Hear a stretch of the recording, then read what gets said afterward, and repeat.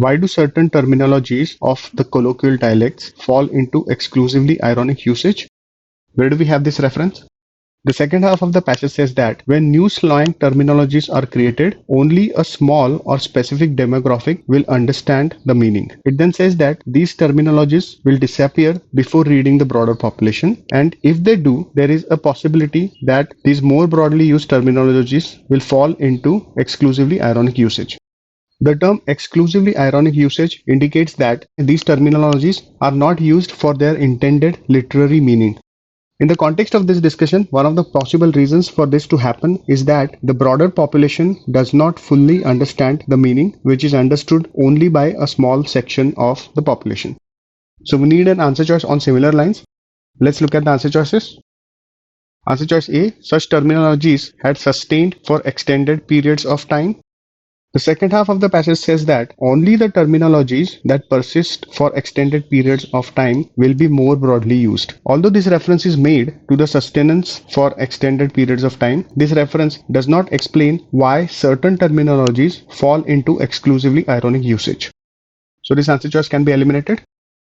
Answer choice B, inclusion in literary works of irony. The passage simply indicates that these terms will be used exclusively for ironic purposes. The passage doesn't suggest that these terminologies will be included in literary works of irony. So this answer choice cannot be established. Let's eliminate it. Answer choice C, rapid evolution in colloquial dialects. The second half of the passage indicates the speed with which colloquial dialects evolve. However, this reference does not explain why certain terminologies fall into exclusive ironic usage. So let's eliminate this answer choice. Answer choice D, desire to attack subcultures. The passage makes no suggestion regarding such a desire. Also, this answer choice indicates an emotional as well as a violent tone, and you need to be aware of such answer choices on the GMAT. So this answer choice can be eliminated.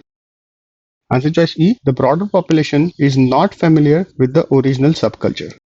Yes, this is what is mentioned in the passage. The passage says that when new slang terminologies are created, only a small or specific demographic will understand the meaning. And when these terminologies get more broadly used, there is a possibility that they will fall into exclusively ironic usage.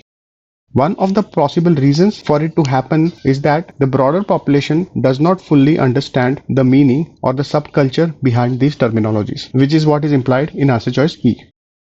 E is the correct answer choice.